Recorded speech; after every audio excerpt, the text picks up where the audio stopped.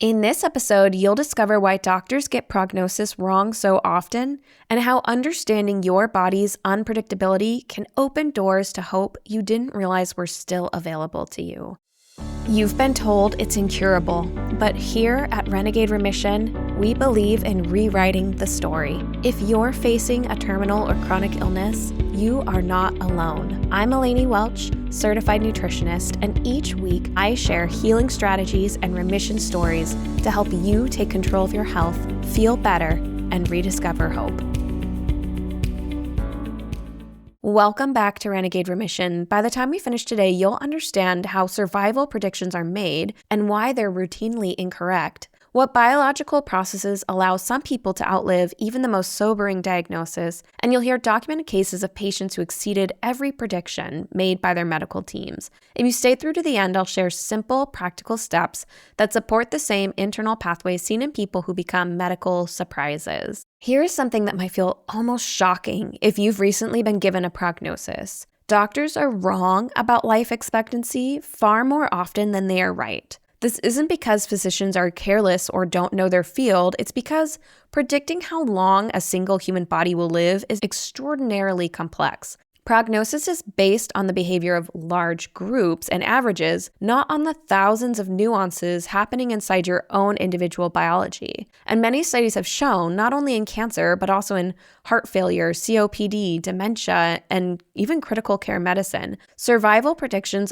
often miss the mark by months or even years. In multiple reviews, researchers have found that prognostic estimates for terminal illness were incorrect most of the time, with clinicians tending to overestimate survival early in disease and underestimate it later. So if someone has handed you a number, whether it's 3 months, 6 months, a year, it's important to know that this number is not a prophecy and you shouldn't put your weight into it. It's an educated guess wrapped in uncertainty. Today, we'll explore why prognosis is so unreliable and what this means for your own healing and possibility. But first, let's begin with a documented survival story that illustrates just how wildly biology can deviate from expectation. A remarkable case published in the Annals of Oncology described a 61-year-old man diagnosed with metastatic non-small cell lung cancer. After surgeons removed the primary tumor, he experienced what most patients fear the most. The cancer returned, and quite aggressively. A large metastatic growth developed on his abdominal wall,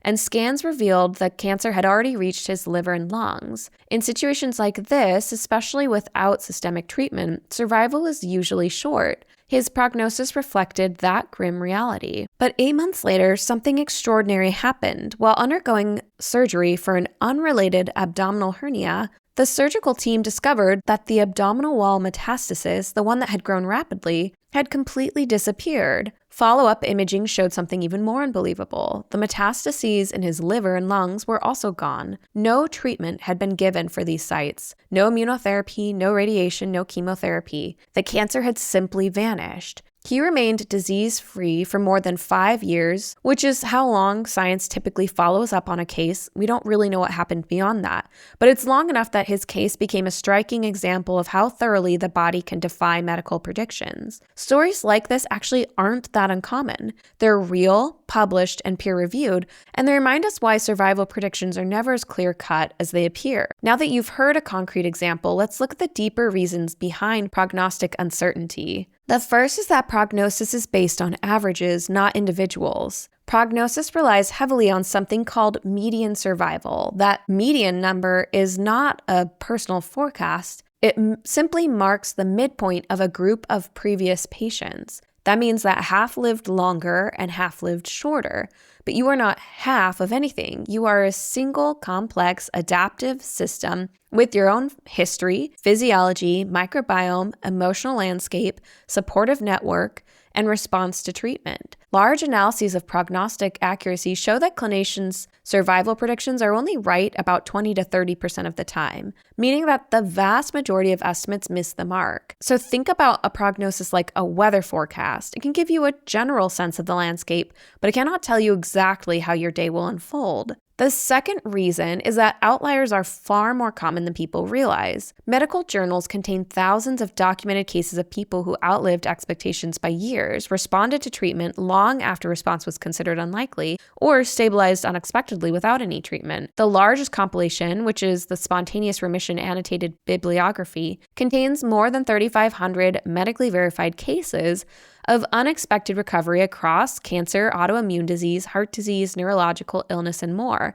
These individuals are not statistical noise. They are reminders that biology contains wide margins of unpredictability, and no one can know in advance whether you will be one of these people. You also have to understand that many doctors do not report on cases of remission. If their patients return and tell them they got better, many patients report that their doctor was disinterested in learning why and didn't pursue it further. And beyond that, many people who have experienced spontaneous remission or remission and talked about it have said they just didn't return to their medical team at all. They didn't feel they needed follow-up scans because they felt better and were obviously improving. So imagine how many people just never go back to the doctor's office and their medical team assumes they've either died or moved away, or they return and their medical team is not interested in publishing the research. It takes time and effort to publish research, and many doctors just don't have that. So it's not always just that they don't care, but maybe that they don't have the time or they don't think it will help their other patients, so they don't bother pursuing it.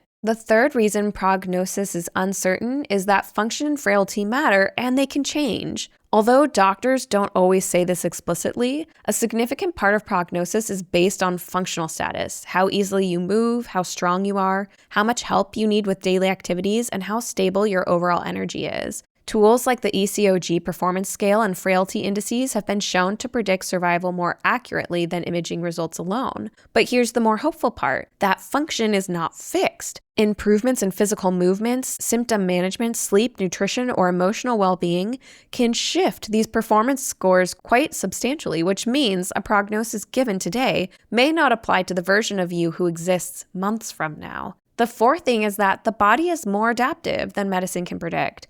What makes making a prognosis especially challenging is that your body is not static. It is constantly adjusting, compensating, repairing, and reorganizing itself. We also have to keep in mind, like we talked about in our previous episode, that the immune system can re-engage. Research in cancer immunology shows that immune cells can regain the ability to recognize tumor-specific mutations after previously failing to do so, which means that even if the immune system seems quiet today, it can mount a new response tomorrow, which is a shift no prognosis can anticipate. And the microbiome shapes treatment and survival as well. Your gut bacteria influence inflammation, immunity, metabolism, and even how well certain treatments might work for you. A 2018 paper published in Science showed that patients with more diverse microbiomes had significantly stronger anti-tumor immune responses and better clinical outcomes. Changes to microbiome diversity through diet, antibiotics, probiotics, illness, or lifestyle can tilt the internal environment in ways that may extend survival. And as we discussed in our previous episode,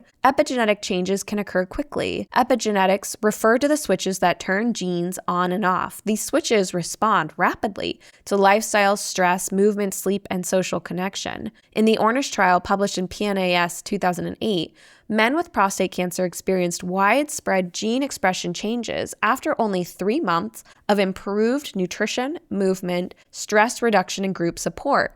Tumor-suppressing genes were activated, while inflammatory genes were suppressed, meaning that gene expression is fluid, not static. And also, your nervous system and your immune system communicate continuously, and this influences healing. Research published in PNAS in 2009 shows that chronic stress weakens immune surveillance and increases inflammation, while reductions in stress strengthen immune coordination and resilience. Emotional shifts, trauma healing, finding your purpose, and nervous system regulation can influence biology in ways medical predictions cannot quantify. The fifth reason why a prognosis might be incorrect is that your whole system matters. So comorbidities, medications, and more. Prognosis often focuses on a single diagnosis. But your actual survival is shaped by the entire web of conditions and influences inside of your body. Things like blood sugar control, blood pressure, kidney function, anxiety or depression, sleep quality, muscle mass, or even medication interactions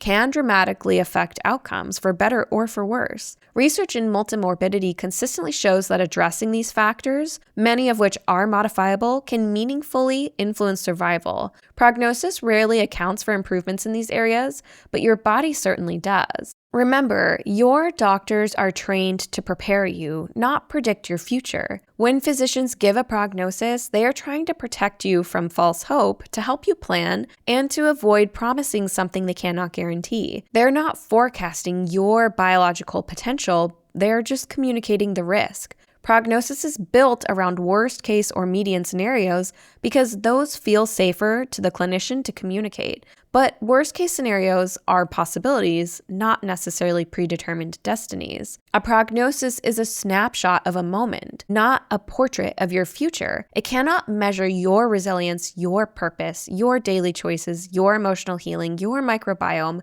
your immune adaptability, or the ways your body may shift in the months ahead. That biology and physiology is dynamic. You're dynamic. Your story is not defined by a statistic. Here are some practical action steps you can take today to remove the weight of a prognosis from your shoulders. The first is to separate the prognosis from your identity. Write down the number you were given and write beneath it, "This is information, not a verdict," and let your body feel the difference. The second thing you can do is strengthen one area of function today, whether it's a short walk, a gentle stretch, or even sitting upright and taking deep breaths. All of these things can improve performance status, which is one of the strongest predictors of survival. The third is to practice a 2-minute nervous system reset, whether it's slow breathing, humming, prayer, grounding, or placing a hand on your heart can calm your nervous system and support immune accuracy to help you defy the odds. The fourth thing you can do is ask your doctor. If certain things improved, whether it's my strength, my labs, my symptoms, would that change the prognosis? Most clinicians will tell you that yes, these things matter. And if you don't have a doctor who believes that, it's probably time to change your medical team. The fifth thing you can do is choose one action that supports your internal environment. A nourishing meal, a good night's sleep, a moment of laughter, connection with someone you love. All of these things shift biology in meaningful ways. And we've discussed each of them individually in previous episodes of our podcast. Doctors do their best when they're giving you a prognosis, but your biology contains possibilities that no statistical model can measure. You're not a curve or a median or a survival graph. You're a living, adapting, resilient system capable of change. The timeline you were given is only one version of the future, and it's not the only one. In our next episode, we'll discuss stories of people who healed despite terminal diagnoses. So stay tuned, and until then, go be renegades.